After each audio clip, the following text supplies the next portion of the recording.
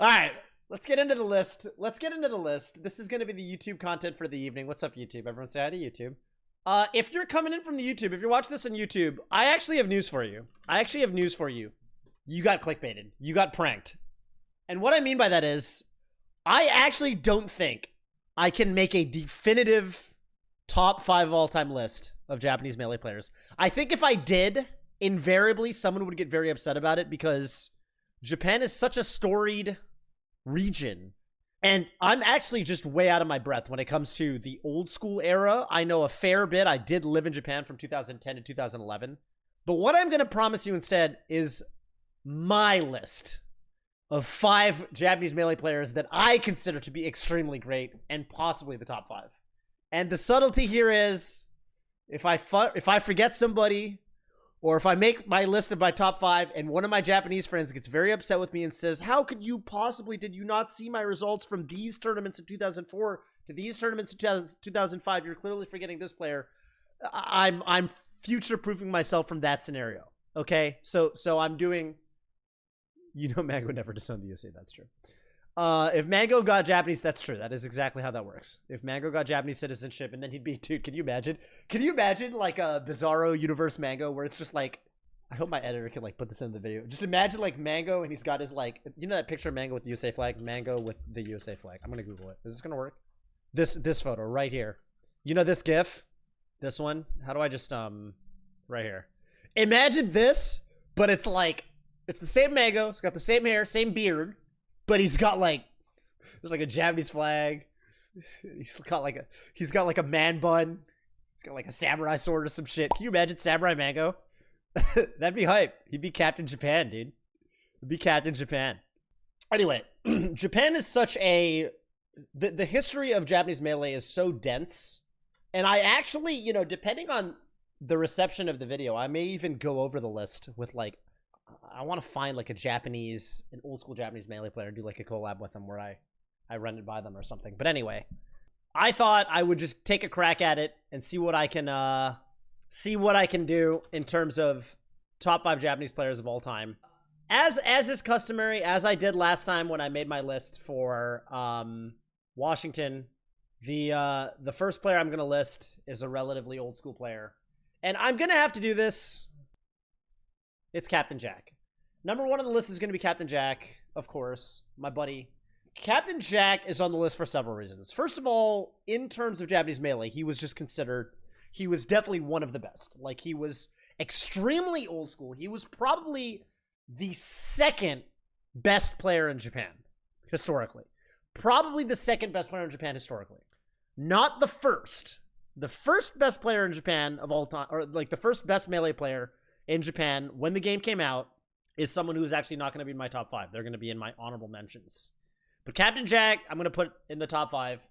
And I mean, I think a lot of it with Captain Jack, I think back then, a lot of people were pretty close in skill. You're looking at people like Aniki, people like Masashi.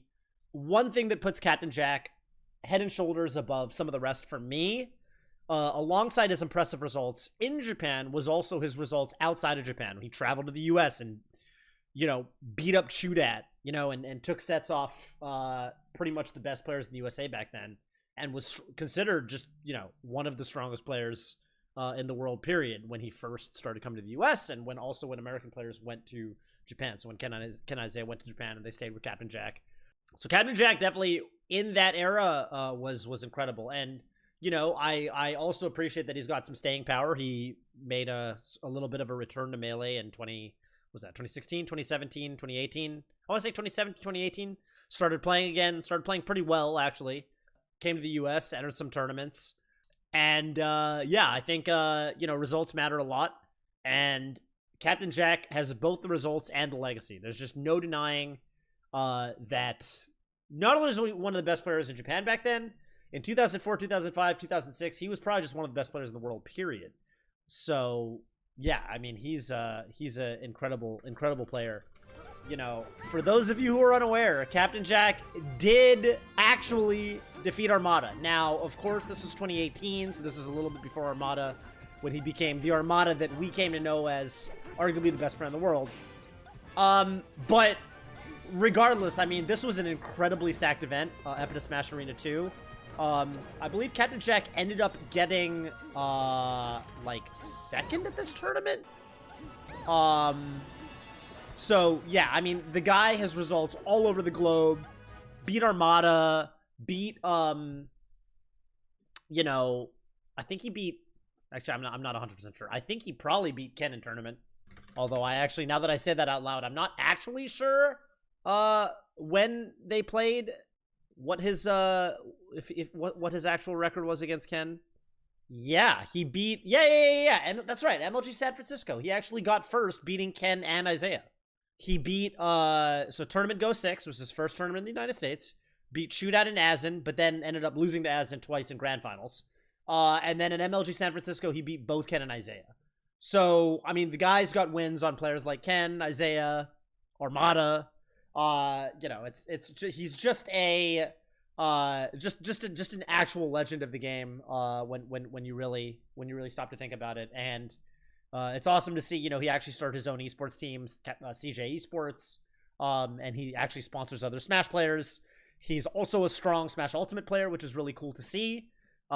He plays Palutena, and he actually, like, won some locals over players that I know are reasonably strong, you know, not like top players like Zachary and players like that, but, like, you know, good. Japan is a very strong scene, and he actually, like, I think if you win any local in Tokyo, you're doing something right. So it's cool that he's still involved all these years later, and he's still doing quite well for himself. So that's my first player on this list. And this is where, for my second player on the list, I'm going to kick it over to a more modern player, and I'm going to do this a little bit chronologically out of order, because the second player I'm going to put on the list is one of my favorite players, and this is another player who's come to the United States several times. Never quite got the wins that a player like Captain Jack did in terms of beating players like Ken and Isaiah and stuff like that, but Gucci is going to be the second player. Everyone loves Gucci. He's very, very, very beloved Captain Falcon player. Everyone knows him at this point. It would be bizarre, I think, to not have him on this list. And Gucci was a player that I think he has a special place in my heart, because I think he became the best player in Japan while I lived there. While I was in Japan in 2010, 2011. The last tournament I entered before I moved back to America was actually a tournament that Mewtwo King came out to Japan for. Mewtwo King spent a couple days, or like a week or two in Japan, and he entered several tournaments, both in Melee and Brawl. More Brawl. He was more focused on Brawl. But he entered a Melee tournament, and at this tournament, Mewtwo King Gucci was Grand Finals. Gucci took out everybody else. Basically, all the top players in Japan were there, and Gucci took out all of them, and even took a game off of Mewtwo King's Sheik, which, if you guys have ever seen any Mewtwo King Sheik versus Captain Falcon in like 2009, 2010, 2011, Mewtwo King rarely even dropped games. He was very, very consistent at the matchup back then. And so he actually took, you know, taking a game off Mewtwo King and having a pretty competitive, at least one of the sets with him, was super impressive. And yeah, he's traveled to the United States numerous times. He's another player that I think, you know, putting him above his peers is also just going to be his out-of-state results. Because I remember at Apex, this was Apex 2013 or 2014, but he took a set off of West Balls.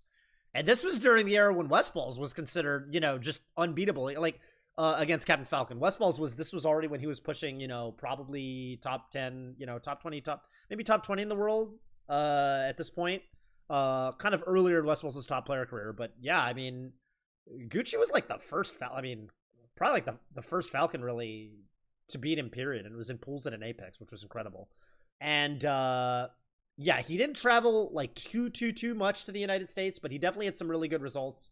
And he's definitely, you know, one of the players that over time, I think, had a very, very, very good record against AMSA. Because I think when AMSA was getting good, I think Gucci was one of those players that he really needed to he really needed to figure out, because I don't know how much they played at locals and stuff like that, because Gucci might have already not been entering that many locals by the time AMSA started getting really, really, really good. But I would say that Gucci AMSA probably, if I had to guess, given what I know about those players, Gucci's probably way up.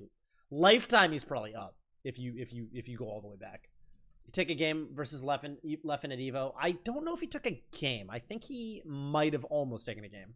But he got I think he went up in game 1 and then Leffen clutched up and clutched out game 1. But let's take a look. And this is pretty recent, right? Evo 2017. Gotta go for that. You gotta go for that. You gotta go for that. That's good stuff. That's that good stuff. That's what you like to see. Awareness. I love that. I love the waiting on the platform. Like, nah, this is tournament, motherfucker. I'm playing to win. I'm trying to take Leffen out right now. Of course, he did not take Leffen out at this tournament, but I love his reaction. Yeah, Gucci's one of the coolest motherfuckers I've ever met, for sure. And I think to this. Okay, so I'm getting ahead of myself. I want to tell his story and kind of how I came across the guy. Gucci is interesting because when I moved to Japan in 2010, at that point, West Japan, so this is Osaka. So if you guys want to visualize a map of Japan, you got Tokyo in the east, and about 6 hours west of that, if you're driving, 6 hours by car, let's say, 5 hours by train maybe, or what have you, two and a half hours by the bullet train, is Osaka, right? Osaka and Kyoto. So you got Osaka and Kyoto over here, Tokyo over here in the east. At the time, Osaka and Kyoto, so West Japan, Kansai, was much stronger, or was considered much stronger than Tokyo, aka Kanto, East Japan, overall in Melee. West Japan was considered kind of the mecca. You know, it was where the biggest tournaments were. It was where the most top players were. There was even a region in Osaka. There was like an area of Osaka where like several top players all had apartments or houses within walking distance of each other. And so all the best Smash Fests were there, right? And so Osaka was considered to be kind of the haven for Melee in Japan. And I lived about 3 hours away from Osaka by train. I would take the train to Osaka pretty much every weekend or every other weekend or every weekend that I could afford it, because it was expensive. And I would go play Melee all weekend. And it was one of my long weekends because I was working at the time, right? I was doing an internship. And I had a long weekend, so I had a long weekend vacation where I was a software engineering intern in Japan. And I had a long vacation, or a long weekend that I had off, maybe 4 or 5 days. I think it was probably the Obon holiday, which is kind of towards the end of summer. And I took a trip out to Tokyo. Because I wanted to go spend a couple days in Tokyo because Tokyo's awesome, right? So I took the overnight bus, what they call the Yakan bus, which is you get on the bus at like midnight, right, in Osaka or what have you, at the bus terminal, and then you wake up at 6 a.m. and you're in Shinjuku, you're in Tokyo. So I went out there, I hit up some Melee players actually in Tokyo, and we had a kind of a, like on the Japanese equivalent of Smash Bros back then. I just messaged them and I was like, hey, I'm an American player, I'm trying to get better at Melee, I would love to play you guys and meet up at a Smash Fest and play some of you guys. So we put a Smash Fest together, and I met Gucci and I met Flash, and Gucci really impressed me. Our first game we ever played, because he's a little troll like that, he played Zelda against me. And I was going Falco. At the time, I was a Fox Falco dual main. I mained both. I played both Spaceys. And so I played Falco against him, and he beat me 2 stocks. Zelda Falco. And I was like, who the fuck does this guy think he is? He beat me with Zelda. I was like, all right, let's get serious. And, we played. And I realized, like, dude, wait, this guy's actually fucking really good. I mean, his Falcon was incredible, but he had several good characters. His Spaceys were good. Basically, all his top tiers were good. His Zelda was good, right? And I was like, dude, this guy's the real fucking deal. This guy's, like, really, really good. He's giving me a harder time than I have with the top players of Osaka. And I went back to West Japan, when my vacation was over, and I was telling some of the guys at my next Smash Fest that I went to, I was like, I just went to Tokyo. I played with this guy, Gucci. He's really good. Like, I think he could, like, win a tournament out here if he came out here. And they're like, he's a Tokyo player? You think he's going to win, like a Sumabato? Like an Osaka, the Osaka monthly series. It's like, you're telling me he could win a Sumabato? No, get out of here, dude. He's a Tokyo player. They don't have any good players out there. Like, get out of town kind of thing. And I was like, no. I'm telling you guys, like, Gucci's fucking good, dude. This guy is, like, I think he's on the level of Mockdash. Now, at the time, for some context here, Mockdash was probably the #1 ranked player in West Japan. / at that point, it was just Japan, right? Mockdash was a Falcon player, and I would say probably won the most monthlies. Like, out of everybody, there were a couple people who could take him down, but Mokdash felt the most consistent. Mokdash was a Falcon player, really fucking funny dude. Mokdash is he's a hoot. He's his own kind of guy. First of all, he's got a great username for a Falcon player, great handle, Mokdash, right? Pretty fast player, very fast Falcon, really crispy nairs. One of the first players, I think, that did what Hacks Money would go on to call the gravity nair, which is where you do your short op aerial on the first frame as soon as you leave the ground, and it actually gives you less airtime overall. And Falcon can make really good use of this technique, because if you're spending less time in the air, you can get really crispy, like instant short up rising nairs, and then you come down and you're faster than they expect you're going to be. Mokdash actually used those, and probably was one of the first Falcons to use these intentionally. And this was back in 2010, so I would not say this was a widely known thing at the time. But yeah, if you do your aerial on your first frame after you leave the ground, it actually alters your trajectory such that you spend less time in the air overall. Mokdash also known for his creed of always taunting, ideally multiple times after he takes your stop. The man loves to taunt. He would piss people off on unranked a lot. He would piss people off a lot on unranked. But it was IRL, so we were fine with it because you can see him and he's just having a good time. And also of never edge hogging. He would always do something else besides edge hog. He would stomp the ledge. He would go off stage and do something. He would never edge hog. He would never hold the ledge on you. And he actually was really, really good at it. Like, it was, you'd call it like a self-handicap or a self-nerf, but he actually made it work. And he knew things about how to deny people from recovery to the ledge because of the style. Like, he was very, very good at stomping the ledge from Marth recoveries to deny them the meteor cancel. So really funny player, and he won. I mean, he won the majority of the tournaments back then. I even, by the way, while I'm talking about this, I even have, believe it or not, I have some fun footage of when Vish came out to Japan, and we actually entered a tournament together in Japan, and Vish and Mokdash actually played in losers finals of that tournament. And I think Vish kind of, I don't know if he got bopped per se. I think maybe this was best. Did they really run best of 3? Well, Mokdash got the better of him, but we can watch some of the footage. This was the end of game 1. Vish is the green Falcon here. Well, he's wearing the Vish tag, so it's not. See, look how fast this nair was. Look how fast this nair was. Look at this. That was fast.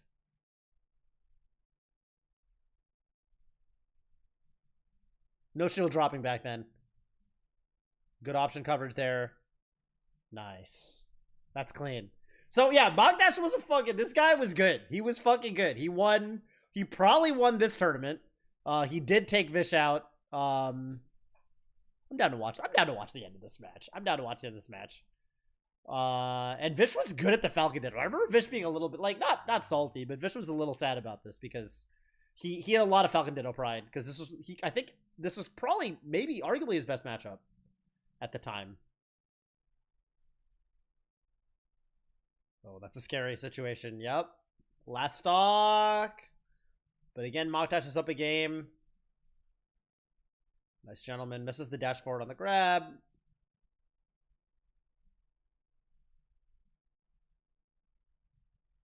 Oh, that's a dicey spot. They're missing their gentlemen's. That's it. Yeah.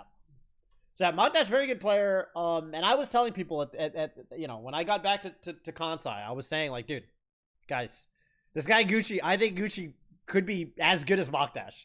I didn't dare say better, but I said as good as. Okay. And they were saying, no, I don't know, like, that's nice. They didn't actually laugh at me, but they were like, yeah, okay, well, we'll see what happens when he actually comes out here. And when Gucci finally started going to Osaka tournaments, let me tell you, he won. He had an iron grip over the Japanese Melee rankings for a while. And he was basically just solidly #1 for quite some time. They do the best of 1 round robin pools back then. They did best of 1 round robin pools only for seeding, and those were fun. It was really fun. So you'd play a best of 1 game, and they, you wouldn't really count them as a tournament win or whatever, right? Because they're just, I beat everyone in Japan if you count the best of 1 round robin, right? Because you could beat or lose to anybody. But they were for seeding, and it was an interesting way of doing it. I kind of liked the system because you kind of knew that it was because it was best of 1. You'd never get salty if you lost to someone. It's like you lose 1 game, and you're like, all right, yeah, that's cool. you know what I like about them too is that they're finally when people one and done you on Slippy Unranked, finally it's good practice for something, right?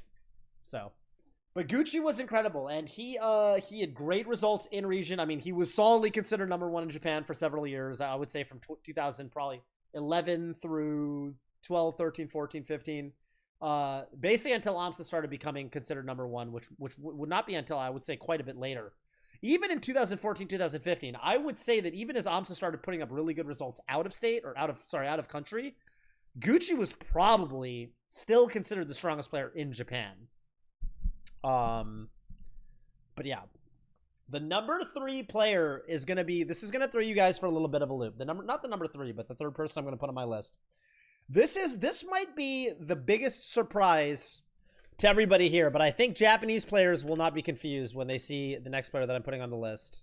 And I did a lot of deliberation over this one. This is the slot that I'm basically giving to the period right before Gucci became the best in Japan. And as I moved to Japan, this player was considered the best player in Japan. Tani. Not a player that I think a lot of people are familiar with. But Tani is a Marth player. A really, really, really, really good Marth player. And he was the best player in Japan up until I moved there. And in fact, the first... So I guess I'll just tell the story. The first Smash Fest I ever went to in Japan, I went on the Japanese BBS, bulletin board system, whatever. Japanese Smash Boards. We'll just call it Japanese Smash Boards. I went on the BBS, and I posted, hey, I'm an American player. I'm new in town. I'm trying to play some Melee. I know that there was a local that weekend, or a monthly, and there was a Smash Fest that someone put together the night before that tournament. And I went to the Smash Fest, and at that Smash Fest were Mars the Marth, Loop the Falco, and Tani the Marth. And I was so humbled and honored by the fact that Tani decided to come out to this Smash Fest because he wanted to meet this American player who was new in town. And Tani was extremely good. Especially for the time. He was definitely just a top fucking player. And he was amazing. He was, okay, I will say the rule set back then was pretty rough for me in the matchup because this was when Japan was playing on Final Destination only for their tournaments. But Tani came out, and in spite of that, he was much, much more difficult than any of the Marths I'd played in America at the time, except for Mewtwo King, right? Mewtwo King, can't hold the candle to Mewtwo King, but I played a lot of the other Marths, and I felt like Tani was, I felt like he could have been in contention he was up there. Let's just put it that way. He was up there. I would go with them. I spent the night at the Smash Fest, and we all went to the monthly the next day. This was one of the last locals because Tani was actually already on his way out as a competitive player at this point. He was already on his way out. He kind of was already not entering so many tournaments and stuff like that, but he decided to for this tournament. And this monthly that he entered was actually, I think, one of the first, maybe not one of the first times, but it was definitely one of the last times he actually lost to Mockdash. And I would say that for a brief period, this tournament that I went to with Tani and with these guys on that weekend was my first time playing Melee in Japan when I moved there. This tournament was almost like the passing of the torch from Tani to Mockdash, where I would say, because Grand Finals was Tani versus Mockdash, Tani was probably the number 1 seed, or would have been the number 1 seed, and he actually lost to Mockdash in Marth versus Falcon. He was pretty upset about it. And then I would say Mockdash would probably have been the number 1 ranked Japanese Melee player up until Gucci came around about a year from then. So I am giving it to Tani because I was considering Mockdash for this slot because they do kind of, their reigns, if you will, kind of overlap each other a little bit. But I'm giving this one to Tani because I just think that, the way the other top Japanese players talked about the guy, the way Captain Jack talked about him, I just felt like with Mockdash, it was a little more dubious. Is it really, is he really the number 1 fucking player in Japan right now? Versus with Tani, if you asked pretty much most people, they would be like, oh yeah, Tani's the fucking... I remember when we walked in I remember the looks people, because Toddy at this point was already not entering tournaments. I remember we walked in, and again, this was 2010, right? I remember we walked in, and Toddy walked in with us because we came as a group, and people were looking at him like, hey, you decided to show up. Oh, like, look who's here, kind of thing. People were like, oh, damn, Toddy came? Because he was already not really going to that much stuff. And, people looked at him with that kind of, like, respect, right? They gave him that respect. So he walked in, and people were like, oh, Toddy's here? Like, oh, damn. I don't know if you guys have ever gone to a local or a monthly with, like, a top player. Like, imagine you walk into a SoCal local and you're in Mango's carpool or something. People are like, oh, Mango's here? Like, oh, shit. So it's kind of like that. People were like, oh, fuck, Toddy's here? Like, oh, damn. This is going to be a good one. So, he was... I'm a little sad that I kind of mostly missed it. He would come out to Smash Us, but he didn't enter too much more stuff at the time when I lived there. But Tani, I would say, would be he has to be on the top 5 for me. He has to be, and he was fucking great, man. I played him in a lot of friendlies. There was some really innovative stuff that I remember he taught me that I still use to this day with Marth, that people use with Marth. He was a big advocate, for example, of like. He was one of the first people that taught me about, like, he would talk about, like, risk, like, situational risk reward. Like, he would talk about, like, okay, like, Marth has a pretty strong out of shield option that you can go for with the uppy out of shield, which can be a pretty good way to get, like, reversals on an opponent that's, like, not respecting it. But it's very risky because there's a lot of lag. And he would really use it way more, for example, in the middle of Dreamland. He's like, it's so much better in the middle of Dreamland because even if I whiff it, even if it doesn't work, especially if I'm fighting a floaty, like a Peach or something, or a Puff, if I go for up yet a shield and I miss, I'm just on the top platform and I land immediately and they can't really get a juicy punish. So it's really much safer than, and I thought that was like, there was some really interesting stuff like that. I think his edge guards were pretty fucking amazing, especially actually in non-spacey matchups. I remember playing him with Sheik, and I thought his edge guards versus Sheik were really, really, really good. He did a lot of like run off neutral B, which was pretty new back then. And yeah, I thought he was pretty damn innovative. Definitely felt really modern when I played him compared to, for the time, right? Which was 2010. And that's Tani. Now, before I get to the final player, I think we just need to get this one out of the way.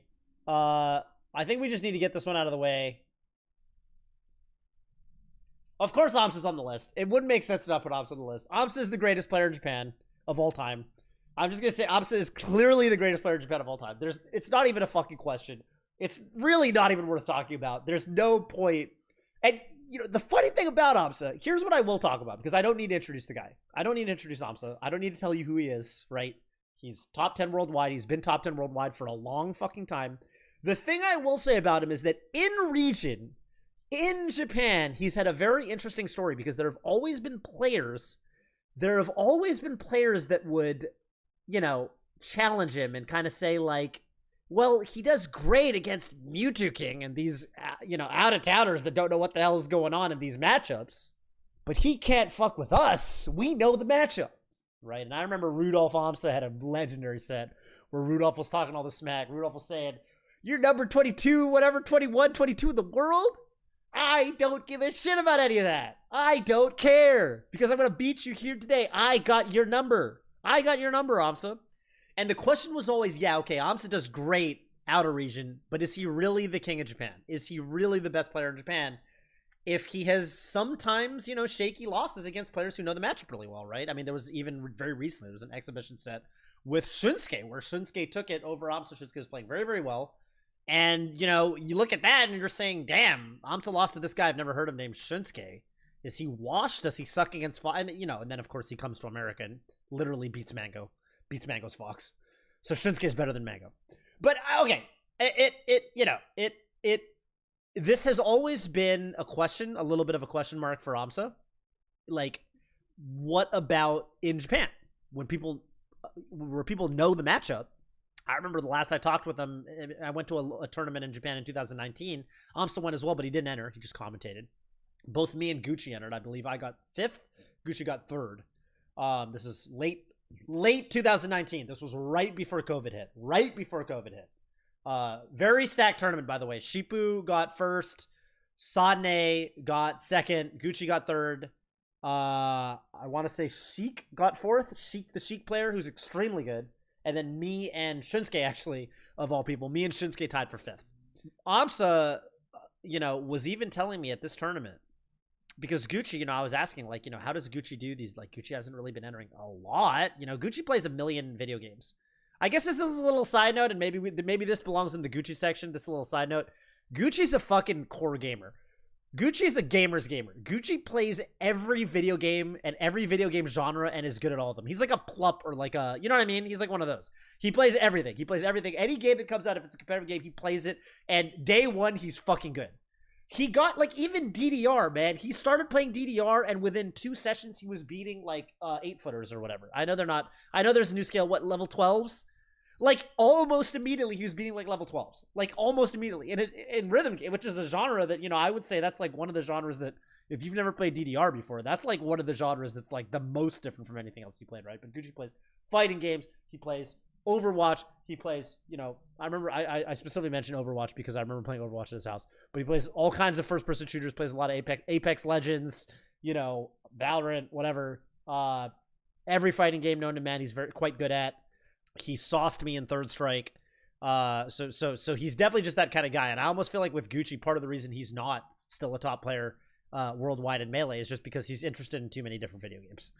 That's just the kind of guy he is. He's like, a new game comes out, he wants to play it. I guarantee he's playing Multi-Blood right now. Anyway, unlike Gucci, who plays 1 million video games, Amsa plays Super Smash Bros. Melee. And the question mark has always been, how does Amsa do in region? And Amsa was even telling me, like, yeah, Gucci, literally, when we play friendlies, even today, we go, like, pretty much even. It's very close. / Gucci, low-key, might even be the favorite in friendlies or whatever. But I do think that Amsa's inter-region results are good enough. He was definitely winning. He definitely won some of the biggest Japanese tournaments of all time, including that tournament over Rudolph. A lot of tournaments over Ko and players like that. And more than anything else, obviously, no one else in this list is beating players like Mango. No one's beating players like Hungrybox. No one's beating players like, any of the guys at the Smash Summits, the majors. I mean, I could care less if Amsa. I couldn't care less if Amsa got 5th and 7th at his locals, which he doesn't. But even if he did, the results that he gets when he travels to America against the best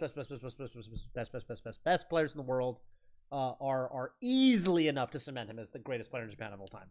And with that, we get to the final member of this list of 5, and I really had like some difficulty finishing this one out because there's a lot of people I could put on here. And here's where I'm going to do some of my honorable mentions. Players like Rudolph, okay? Rudolph, who traveled to America several times. Everyone remembers the Sphinx style. Rudolph's Sphinx style. I'll even pull up probably one of his biggest wins, which was Rudolph versus Drugged Fox. He had the Sphinx style, which is where he lines up these many chairs and he lays down on them like it's the ground, because in Japan, typically you sit on the ground to play because you got your tatami floor, right? You're sitting on the ground, or laying, in his case, laying on the ground with a cushion. And Big Out 6, he did defeat Drugged Fox, which was a huge win for him. Very skilled Marth player. But yeah, Rudolph, actually, ultimately, I did not decide to put in my top 5, even though there was pretty much a period where he was probably the best player in Japan. Same with Mockdash. Other players that could have potentially made the list. A lot of old school players. Aniki, Masashi. A lot of you might be wondering where Bomb Soldier is. And I think ultimately Bomb Soldier, I think his results were a little bit too few and far between. Because as the story goes, when he got second place at Jack Garden Tournament, he actually wasn't even one of the top seeds. People did not think he was even going to make it that far. And I think that relative to the field in Japan, most of the rest of them, a lot of the other top players actually did very, very well against Bomb Soldier. But I got to shout him out anyway because he's got some, he definitely was one of the players that actually would travel to the U.S. and he had some out of country results under his belt. But Bomb Soldier is not in the top 5. Ko will not be making the top 5, even though Ko is very close. Ko is definitely one of the best Japanese players of all time. Incredible Space Animal player, and then started maining Sheik for a while. Now I think is a Fox player, or Frame 1 Fox player or something. I am giving the number one spot, or not number one spot, but the final spot in this list. No, it's not Corius. It's not Corius, although I do love Corius. I'm giving it to Flash. Now, I've talked about Flash on the stream before. Of course, I've talked about Flash on the stream before, and this was a tough call for me to make. I think there are going to be some fans of old school Japanese Melee that are going to be a little bit surprised or a little bit even upset that some of their favorite old school players didn't make the list. But I gotta give it to Flash. To be honest with you, I would not give it to Flash if not for that one Foundry. The fact that he came to the US and he entered 3 tournaments, won 2 of them at the Foundry, and beat SFAT and Silent Wolf to win a Foundry, including taking, I think, 2 sets off Silent Wolf, because I think Silent Wolf got second. And he beat several top players at Do You Fox with it. He beat several top players, including one redacted Peach player that a lot of people were saying was probably the second best Peach player in the world at the time after Armada. Including also his losses. Like, he didn't beat Westballs, but it was like last hit. He didn't beat Lord, but it was last hit. Like, he was keeping toe-to-toe with top 15, top 10 players. Like, he was clearly... the level of skill that he was at was clearly right there. I remember, Hax came over, and Hax and him played many best of fives, and I think Hax won the majority of their best of fives, but Flash won several of them, and this was when Hax was considered... I mean, he won Do You Fox with it, right? So it was pretty clear that Flash belonged in the conversation from that alone. And also, in the period where Gucci, or after the period where Gucci was solidly number 1 in Japan, it basically came to be that Gucci and Flash were number 1 and number 2 in Japan. So up until when AMSA was considered, they basically stopped playing, right? Rudolph was arguably number 1 in country for a little while, and then it was pretty clearly AMSA. But Gucci and Flash were definitely number 1 and number 2 in some order. Flash was the only person that was on Gucci's level, I think. And I think their out of country results definitely also kind of line up. So Flash, I think Flash definitely just has to be on there. There's no way.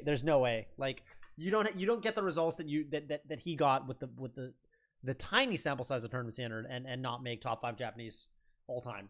So it's Gucci, Flash, Tani, AMSA, and Captain Jack are on my list. And the last player, I think I've done a fair bit, hopefully for you guys, filling in some of the gaps, because chronologically speaking, of course, we talked about how Captain Jack was very old school. And then for a while, several people, it was kind of in flux. Tani was the best leading into, maybe 2007, 2008, when Tani was the best.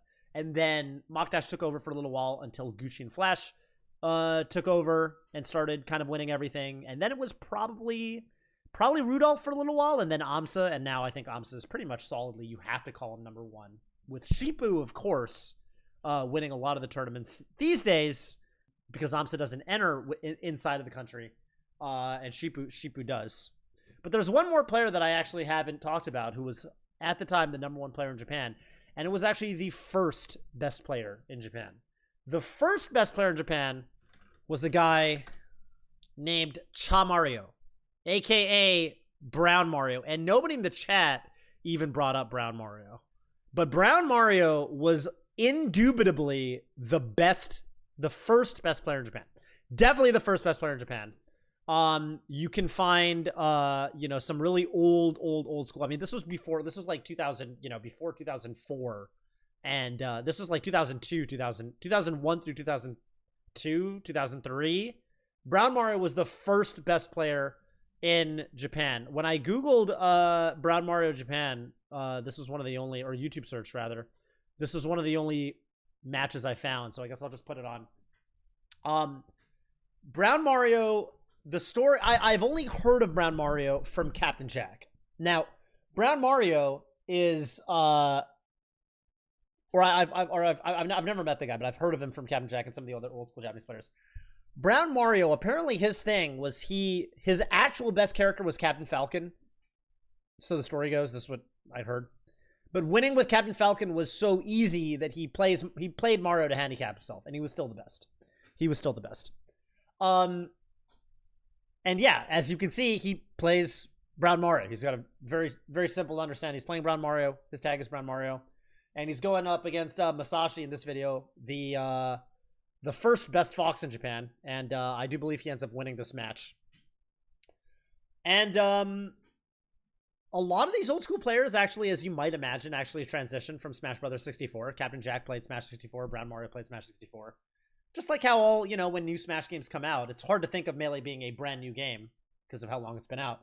But just like every other brand new Smash game, in the beginning, it's dominated by the people who played the earlier game, right? But the other interesting thing that I always thought was really fucking cool about Brown Mario, and maybe this is just me being a little bit of a geek here, like a gamer geek. Brown Mario was not just the best Melee player in Japan. He was also the best player of a game called Immaterial and Missing Power, aka IAMP. I don't remember who I learned this from. I want to say shoutouts to Cho. No, not the Marvel 3 player Cho, although this guy also plays Marvel 3. This is the lesser known Cho. He played Melee Ganon for a while. Cho loves fighting games and told me Brown Mario is the same, he changed his name for Melee. He's only known as Brown Mario in Smash. His tag in Immaterial and Missing Power, the Toho fighting game, was Tamapo. And Tamapo was the best player in Immaterial and Missing Power. He played Alice. Alice wasn't even considered top tier in the first tier list of this game. I know this because I actually played this game back in 2006, 2007 when I was in high school. I literally actually used to watch Tamapo VODs, and this was before I was ever into Melee. I literally watched this guy's VODs on YouTube, and I thought he was so fucking good. He won everything. He seemed pretty much unbeatable, and he was ridiculous. He played, he played Alice, who's a character with really strong Oki.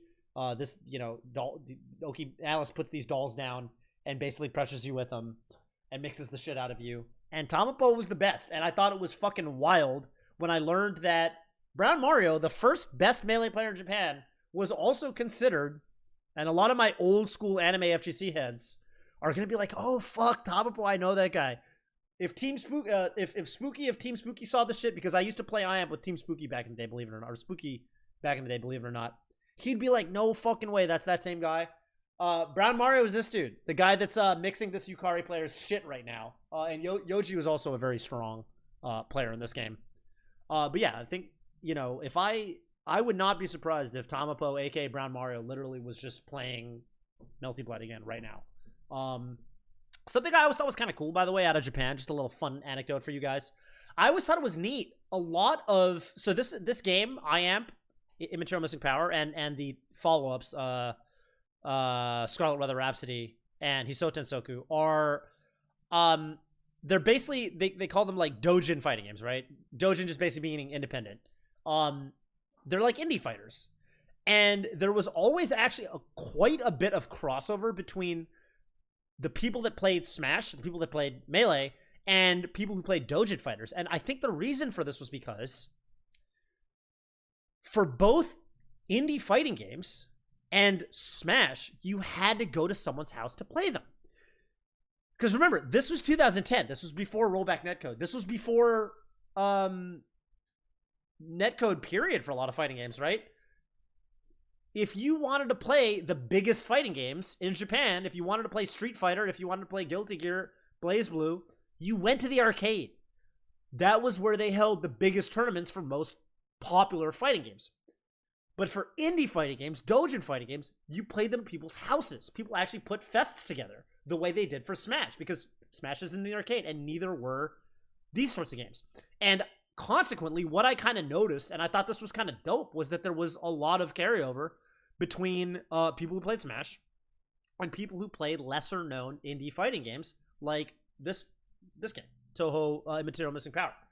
I mean, I remember playing, I don't know if this game ever got an arcade release. It might have, actually. But I remember going to a Smash Fest, and I actually was, we were taking a break from Melee, and Tani, who showed up early on the list, was actually playing Fate Unlimited Codes, with, I guess it was, Fate Unlimited Codes was in the arcade for a little bit, right? Okay, but that game was, that game was pretty magical. There was more than one character that had an infinite.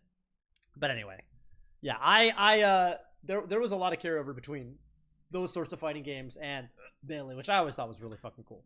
Hey, that's it for today's video. Thanks so much for watching. Hope you enjoyed. And listen, I've got a goal of having more subscribers on YouTube than Hugs86. And if you'd like to help me achieve that goal, then just make sure you click that subscribe button down below.